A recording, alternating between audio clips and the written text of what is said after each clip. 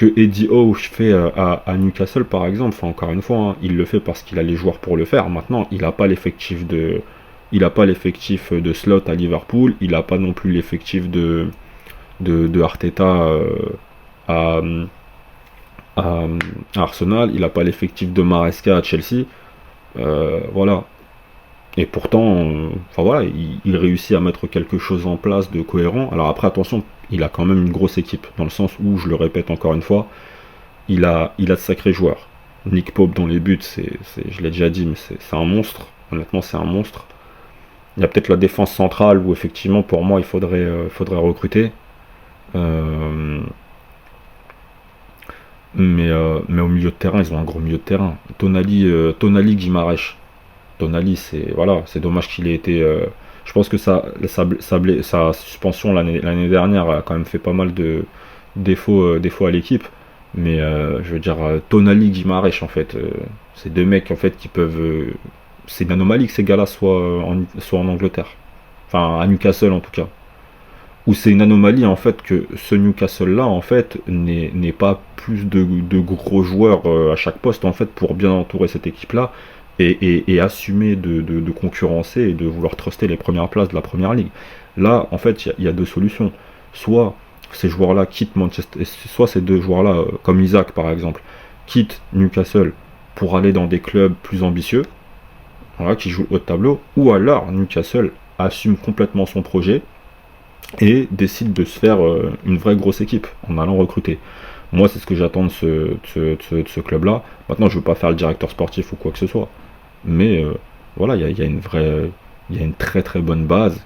Je ne vais pas parler d'Anthony Gordon parce que son début de saison il est un peu irrégulier et peut-être il manque un peu de stats, mais c'est un joueur en tout cas qui fait énormément de bien. Donc voilà. En fait, moi, je pense que j'ai une théorie là-dessus. Moi, je pense que les Saoudiens, en fait, ils veulent pas. Parce que là, on est dans une logique de soft power. Donc, je pense qu'à mon avis, alors je sais pas s'il y a eu des gentlemen agreement ou autres avec la fédération anglaise ou quoi que ce soit. Mais je pars du principe que Newcastle, aujourd'hui, c'est le club le plus riche du monde.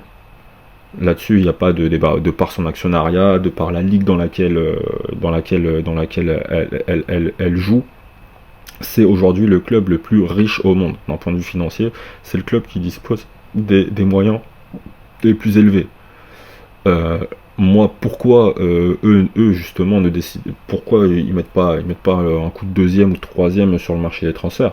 Je pense qu'à mon avis, c'est parce ils veulent pas. Déjà parce qu'ils ont pas la, ils ont pas le même besoin, ils ont pas les mêmes besoins que le Qatar avec le Paris Saint-Germain et que les Émirats Arabes Unis avec Manchester City de marquer le coup en fait. Voilà, je pense qu'aujourd'hui eux ils n'ont pas besoin de faire un mercato bling bling en fait pour que tout de suite on parle des Saoudiens. Donc c'est une stratégie en fait qui s'opère. Je pense qu'ils veulent y aller en douceur, essayer d'opérer autrement, de se dissocier justement de l'image des investisseurs venant du Moyen-Orient et qui claquent leur pognon n'importe comment. C'est pas c'est pas trop mal, mais après il y a quand même un équilibre à trouver. Voilà, moi je leur dis pas d'acheter 10 joueurs ou de faire comme Abramovich quand il arrive à Chelsea. C'est pas ça le truc. Mais par contre là, voilà, je pense qu'ils pourraient avoir facilement allez, 4 5 gros joueurs aujourd'hui qui leur permettraient en tout cas de franchir un cap et de s'installer aller durablement en tout cas au moins dans le top 4 top 3 quoi. Ça, je pense que c'est une ambition qui se doivent d'assumer et ils n'ont pas besoin de faire des mercatos à l'image de ce que le PSG a pu faire à un moment donné ou de ce que Manchester City a pu faire. C'est notamment durant les premières années où Manchester City ça y allait quand même aussi, ou Chelsea, hein, pareil, hein, j'oublie pas Chelsea, mais ouais, je pense que moi c'est ça ma théorie. À Newcastle, les 4-5 joueurs que je verrais, bonne question. Franchement, je t'avoue, tu vois, la dernière fois j'avais posé la question sur la chaîne sur TikTok parce que justement en fait je suis un peu emmerdé en fait. Je suis un peu emmerdé quand je vois en fait encore une fois tout dépend qui tu gardes. Si tu pars du principe que tu vois par exemple un mec comme Trippier, je le mettrais dans l'axe, et j'irais chercher un Frimpong, par exemple, de Leverkusen, au poste d'arrière droit. Parce que derrière, voilà, tu vois, Trippier, moi je le trouve toujours au niveau, qualité de pied incroyable et tout. Lui, c'est un joueur d'expérience que tu dois garder. Donc j'irai le chercher. Là, j'ai vu qu'il s'intéressait par exemple au petit autre défenseur central comme piste défensive, à Kusanov de Lens. Très bonne piste. Franchement, très bonne piste. Moi, je comprends pas que le Paris Saint-Germain n'aille pas dessus. Honnêtement, lui, c'est un joueur sur lequel il faut foncer. Et même s'il faut mettre, j'en sais rien moi, il faut mettre 30-40 millions d'euros à Lens, il faut leur donner. Il n'y a pas de souci. Mais en tout cas, moi, j'irai. Donc, je te dirais Frimpong et Kusanov. J'irai les chercher. Parce qu'en plus de ça, c'est pas super bling bling, mais j'irai les chercher parce qu'avec ça, pour moi, tu renforces quand même bien ta défense. Au milieu de terrain, ils ont un gros milieu de terrain.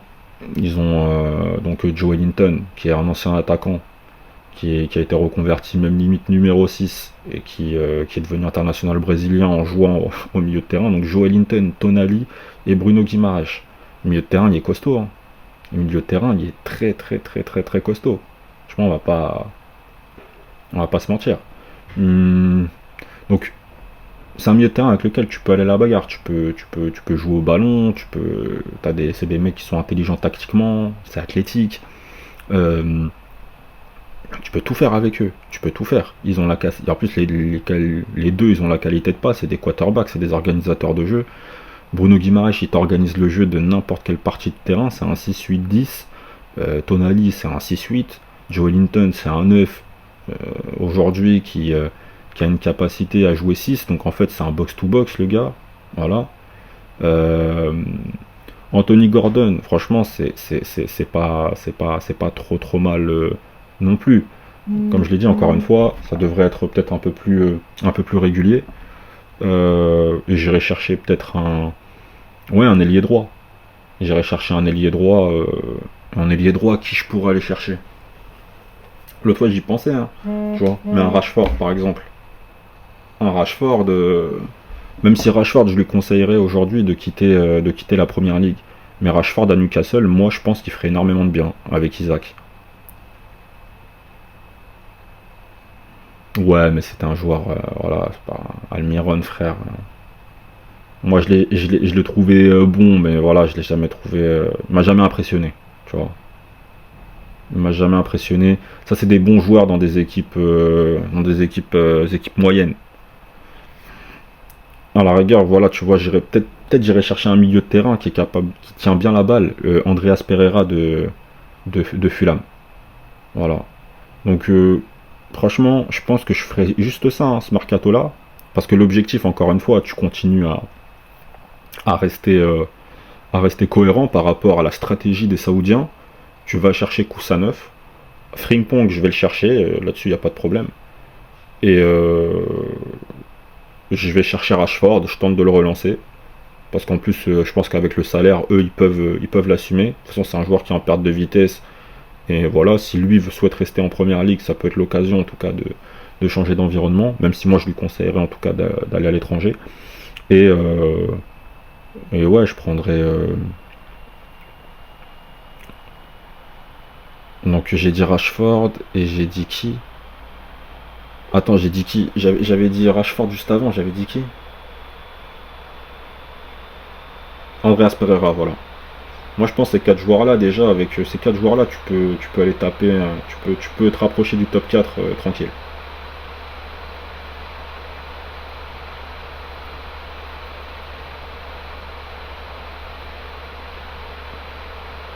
C'est pas un mercato bling bling, c'est un mercato d'ajustement, où tu vas venir apporter les compléments qui manquent à ton effectif. Voilà, je pense que c'est la bonne stratégie, moi, c'est ce que je ferais. Après, voilà, on peut mettre d'autres joueurs, hein.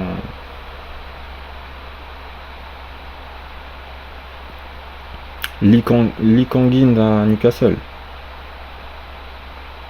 Pourquoi pas, hein. Franchement, c'est vrai que ce serait pas mal. Lui, au poste d'ailier droit, par exemple, au poste d'ailier droit, ouais, il ferait pas de mal. C'est vrai que je suis d'accord. Lee Kangin, à Newcastle, ouais, pourquoi pas. Je le mettrais plutôt ailier droit. Mais en gros, un Andreas Pereira, tu vois, un Lee Kangin, voilà, un joueur comme ça, en tout cas, on s'est compris, quoi. On s'est compris. Donc voilà. Voilà un peu les joueurs que je ferai. Si vous avez des joueurs que vous voulez. Si vous voulez faire votre mercato de Newcastle sur 4-5 joueurs pour vous qui auraient un impact immédiat, en respectant, on va dire, la stratégie des actionnaires, hein, parce que vous voyez bien que eux ils veulent pas inonder le marché, bah, dites-nous un peu ce qui pourrait vous intéresser. Ça peut être intéressant de jouer à ce jeu-là, au jeu du directeur sportif, en se positionnant dans la peau d'un DS de Newcastle. Ça peut être pas mal.